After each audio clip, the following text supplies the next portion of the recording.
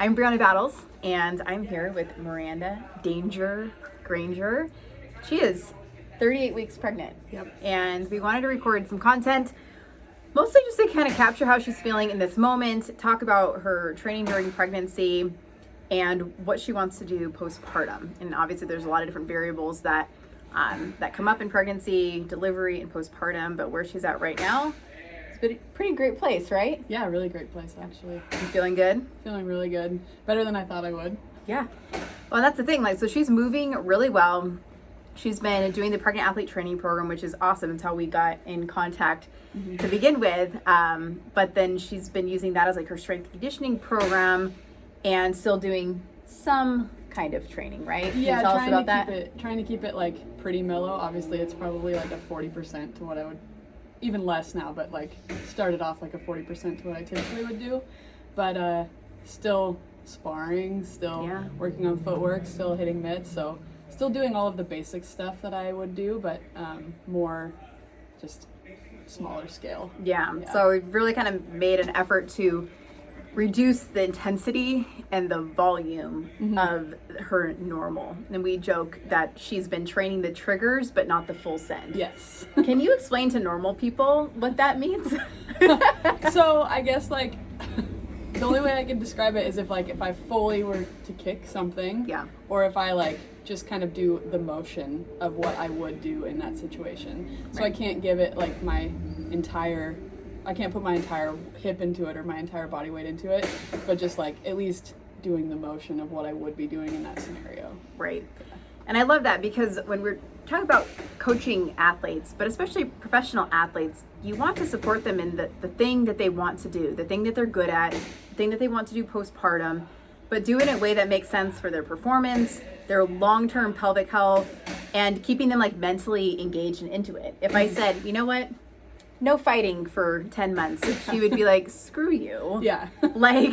I'm going to do whatever I want now. And so how do you meet them where they're at? That's, I think, for any coaches listening or practitioners, that's huge. If she wants to keep fighting, she needs to go through the triggers of it without that full send and just really kind of manipulating her capacity right now.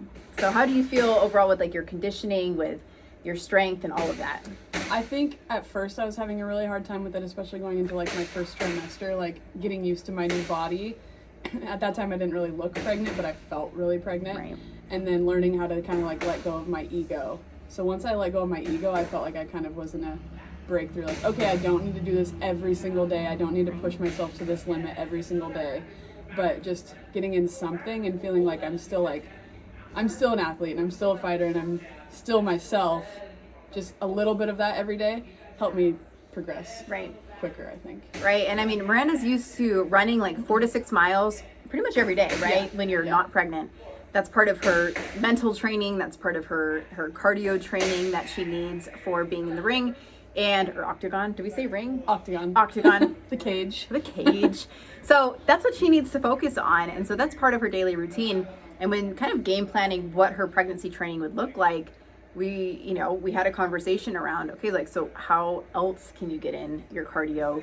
Because that's a lot of volume and impact on your pelvic floor. And what I loved about her, kind of tying back to, kind of talked about athlete brain a little bit, an ego and all of that, is saying, I'm going to pause this or change this right now on behalf of my long-term performance and goals. And so what was that like for you?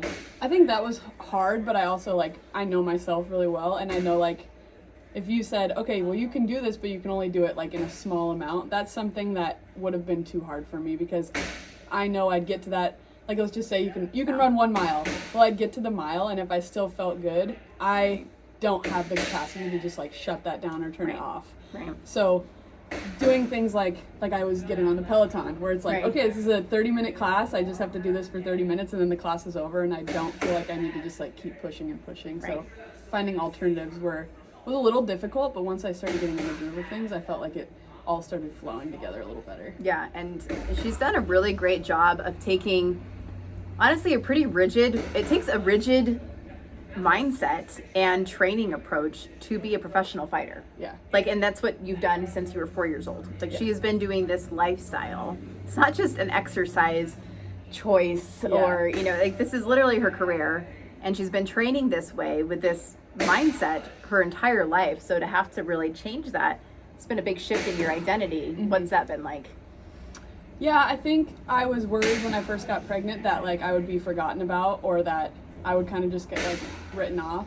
And there's been scenarios, even, you know, without getting pregnant, when I lost my first fight, where I feel like people just kind of wrote me off. So I thought, if it's something that small, which happens all the time to fighters, this is something huge that really never happens to fighters. So I think like I had to like really take a step back and realize, okay, well, this is for me, this isn't for everyone else.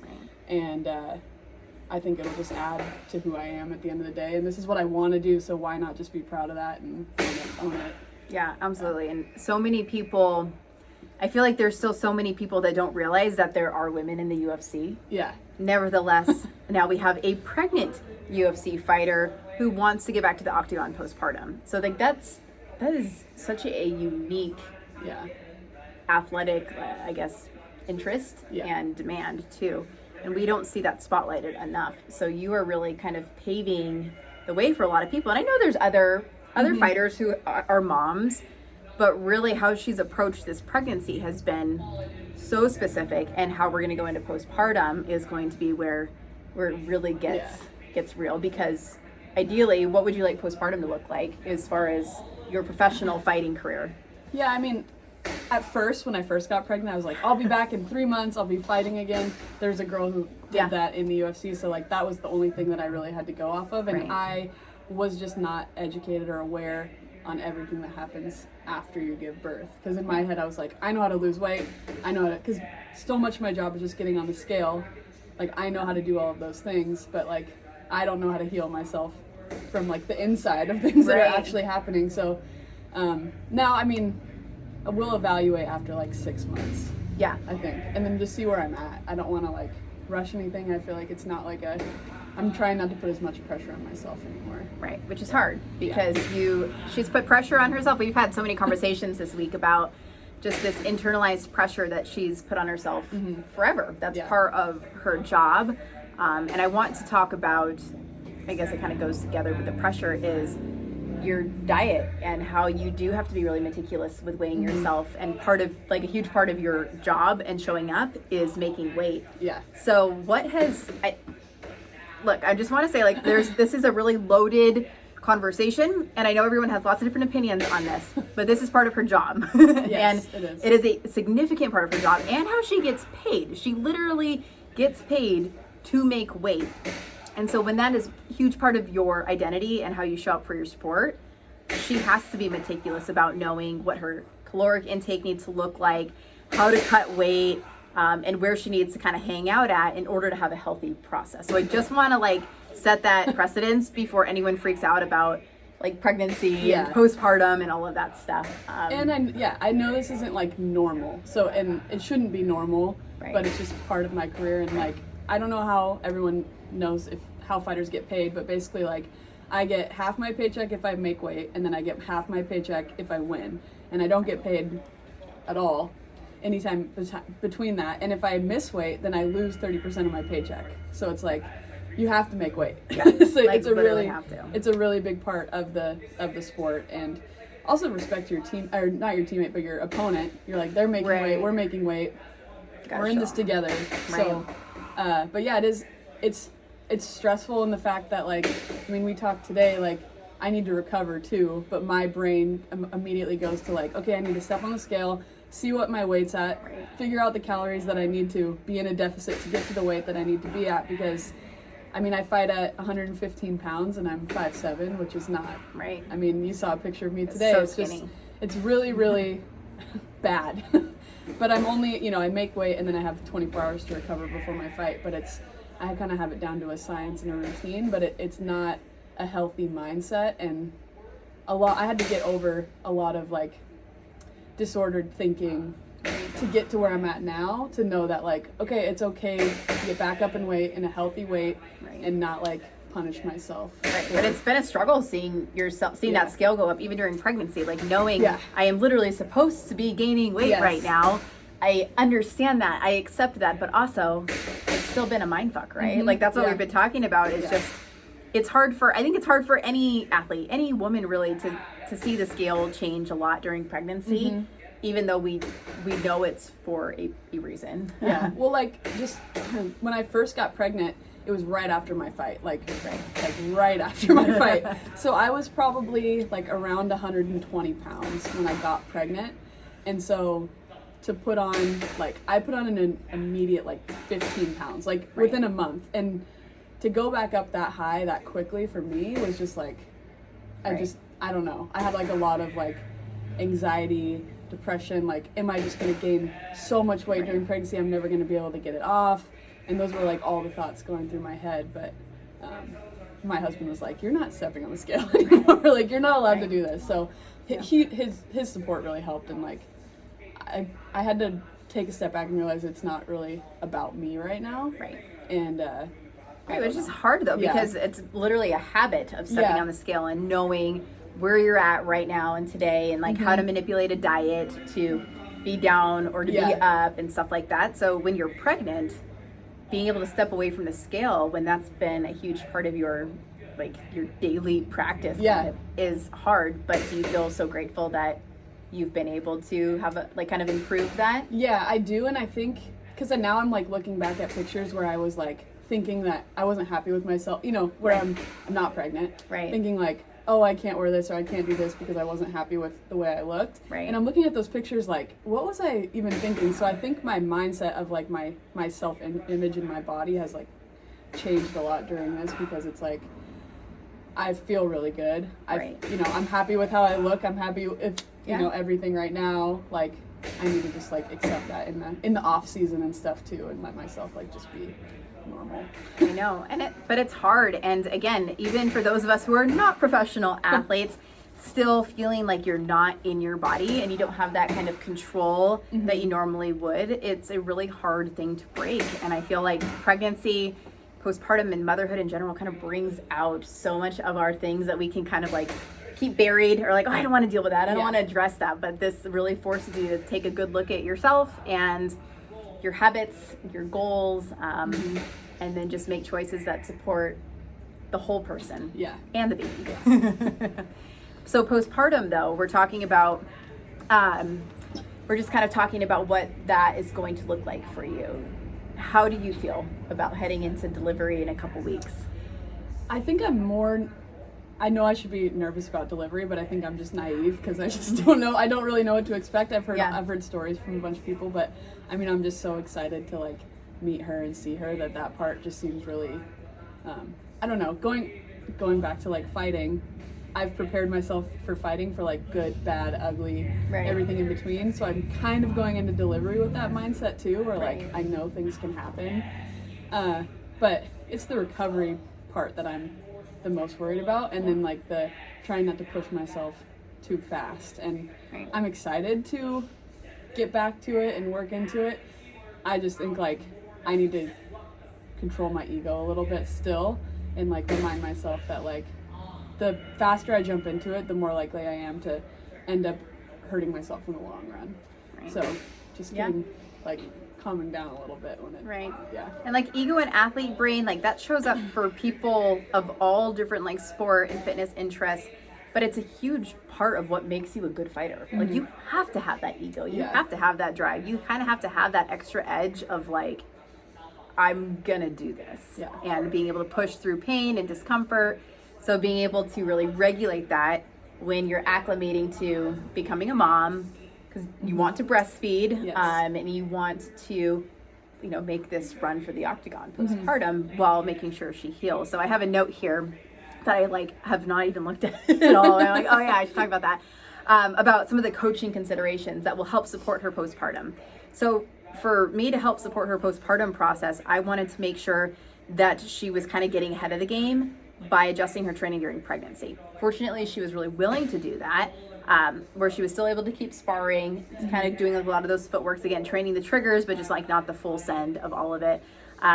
Doing the pregnant athlete training program, so I knew she had a good foundation of just basic movement and staying like really well balanced as an athlete, because that's what's going to help her have a solid foundation when she does start going back into her training again.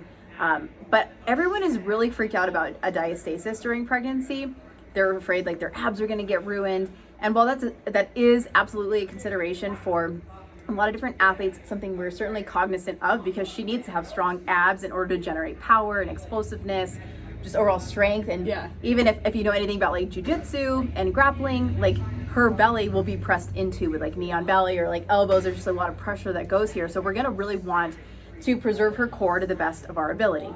Now, when she's sitting here, like she does have a diastasis because there's a baby that is naturally creating separation here. So this line of her six-pack abs is connective tissue that's separating because she has a baby pushing into it. It's not tearing, it's not breaking, but it does have to give to make room. So postpartum, there's gonna still be some separation there, and that's totally normal. There is no exercise, there's no breathing that we are doing right now that's going to prevent a diastasis, but we can manipulate how much pressure is going forward. And we have talked to her about adjusting some of her positions, some of her range of motion in her movements, and just little things that help with the exaggeration of how much pressure is going into her midline. So while that's an important conversation, she is an athlete who has to be able to absorb impact with her pelvic floor, right? In basic footwork, there's constant impact. You're getting thrown, you're producing a lot of force. I need her pelvic floor to be the priority. So trying to get ahead of that again in pregnancy has been my effort as a coach. Not so much her diastasis, but being really cognizant of what kind of things we're doing to, at least in the ways we can't control, prevent any kind of pelvic floor symptoms. Incontinence, pelvic organ prolapse, pelvic pain. And so far, been feeling pretty good, right? Feeling really good. And that's what I wanted for her pregnancy training, was just an awareness of that system, how it works. She naturally is somebody who kind of stands with like her butt tucked under. A lot of that is just like your whole life, just postural tendencies. But also in her training, there's a lot of like being kind of forward, and the pelvis being tucked under a little bit. So that's been something that I've tried to observe, and then add to her pregnancy training a lot of different glute work and things like that can improve her glutes and her strength there. So postpartum, what that's going to look like from my perspective is the first month trying to get her into some basic rehab, breathing connections, seeing her pelvic floor physical therapist, so we really know like what's the state of readiness of her pelvic floor. Because is she going to jump right back into sparring? No, she needs to go through some basic rehab, get connected to her abs again, her pelvic floor, let there be some healing, acclimate to breastfeeding, making sure you're eating enough and to support that, because again, it's going to be navigating that athlete brain of like, well, shit, I weigh however much, now I need to cut, I need to start like getting down to like this base weight again, because then I need to get under that, again for her fight camp. So it's being really cognizant of fueling her body, giving it a lot of rest, and not be desperate to just get back to the gym or get back into like training and exercise and running 6 miles. Everything my brain tells me not to do, I have to do it. Right. Right. So, it's going to be a major adjustment, especially that first month to 6 to 8 weeks where it's just not her normal training. But I think probably around that 4 to 6 week mark, she'll start the 8-week postpartum athlete training program. From there, start adding in, maybe she'll start adding in a couple days a week of some sparring and getting some of her movements like that back, mostly to fuel her brain. Yes. Because her brain's going to need that. She's going through a huge life transition. So how do we meet her where she's at, right? Coaches, you got to think like, you can't say, don't do this. It's like, give them a little bit, but don't give them more than what they're actually ready for. So how do we figure that out in a way that just supports where she's at? Like, I don't know what her reality is going to be like a few months from now, but we can try. Right. And I know for me, like being an athlete my whole life, I need someone to do that. Like I need someone to tell me almost, not exactly, but pretty much like, this is what you're doing, this is when you can do it, and like give me some sort of like routine or flow that I can get into, because that's how I operate. Like that's just how I go through every single day. Right. And so many people just really want to have this like timeline, right? They want to have this ability to say, well, at 6 weeks, this is what you're doing. At 10 weeks, you're doing this. At 16 weeks postpartum, you're doing this. But when you're working with somebody like Miranda, it just does not work like that. There is no cookie cutter approach to recovering postpartum. I will have to know how she's feeling, what her birth was like, how her exercises are going, what symptoms she's experiencing, or what maybe she's more prone to but not experiencing yet.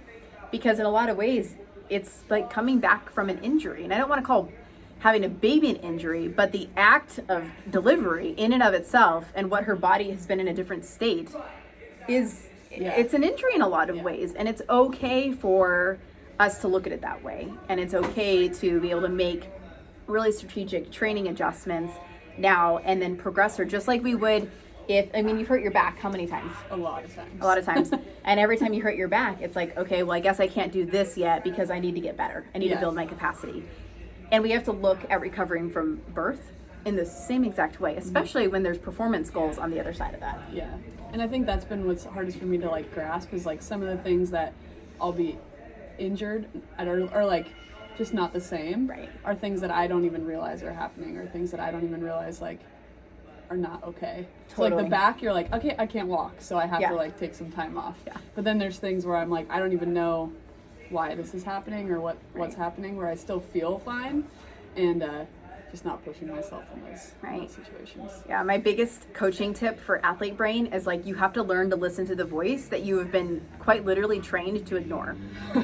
And it's hard because I compare it to like when you're out and you're running, you're like, well, I did like 5.75 miles. Yeah. Well, I gotta make it to 6. Yeah, I have to make it. I have to go to 6. Even though like my knee is freaking killing me, it doesn't matter. I still have to make it to 6. That's so right. Funny. Yeah. So same thing. So, and I think that's something a lot of us can relate to, whether you run or not. Like you can throw that into like CrossFit, like triathlon. I don't know, any sport, any kind of fitness endeavors where you're used to kind of pushing through. Postpartum is not a time for that. It's just not, and you have to kind of like earn it back and build that capacity over time. And then get to a point where you're saying, I'm willing to risk this for that outcome.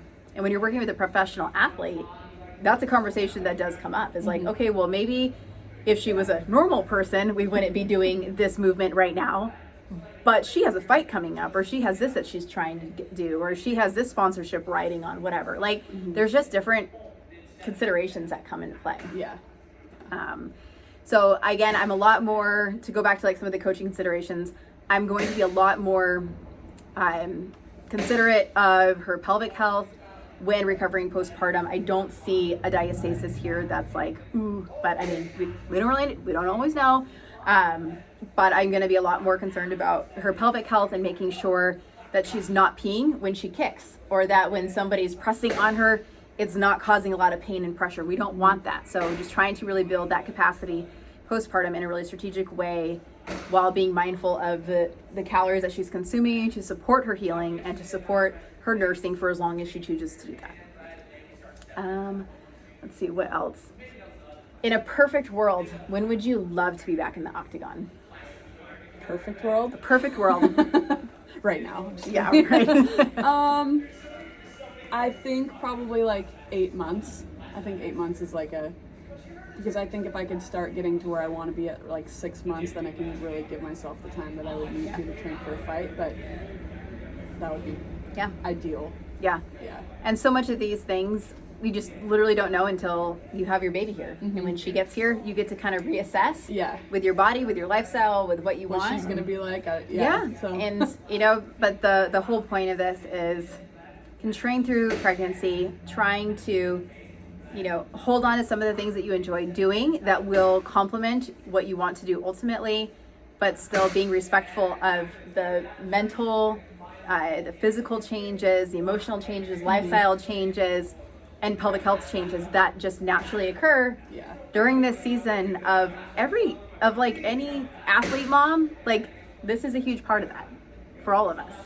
So regardless of interest or ability, and Miranda's just been a really great person to help bring a conversation to the unique training considerations that she's experiencing as a UFC fighter who's pregnant. It's probably a lot different than most pregnancy situations, but it's been fun.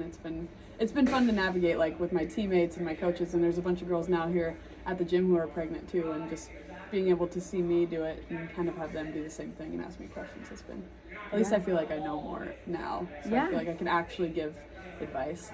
Well, she's done a great job of setting an awesome example for everybody in her gym And then on social media, of just really having a really strategic pregnancy where you're not being driven by ego, being able to truly set that aside. And there's just so much growth that comes out. Like you will be a better athlete because of this overall experience there's just so much growth that happens. And when you give yourself that permission to make some of those adjustments and address the ego, address the athlete brain, address some of your training, take into consideration the changes your body is going through, all of that pays off in the long run. It just makes you a better athlete, not just during pregnancy or immediately postpartum or even a year postpartum, but throughout your lifetime of athleticism. Yeah, I just think it's given me a bigger picture about what I'm doing and why I'm doing it, and it's not just because I love fighting. Like, it's because of it's who I am, and it builds, I don't know, it's built so much for my life, and even if it stopped right now, what it's given me has already made me. Yeah. So I don't know. I'm just excited to see what this does. It's going to be awesome. And you have so many people cheering for you. So make sure you're following Miranda and cheering her on. We did a podcast together a few months ago. I couldn't tell you what podcast number that was. I think it was during my second trimester, but I don't know what it was. But go find it. Practice Brave podcast. You can listen more about what her pregnancy was like earlier on there, and be sure to support her throughout her postpartum recovery. Thanks for watching.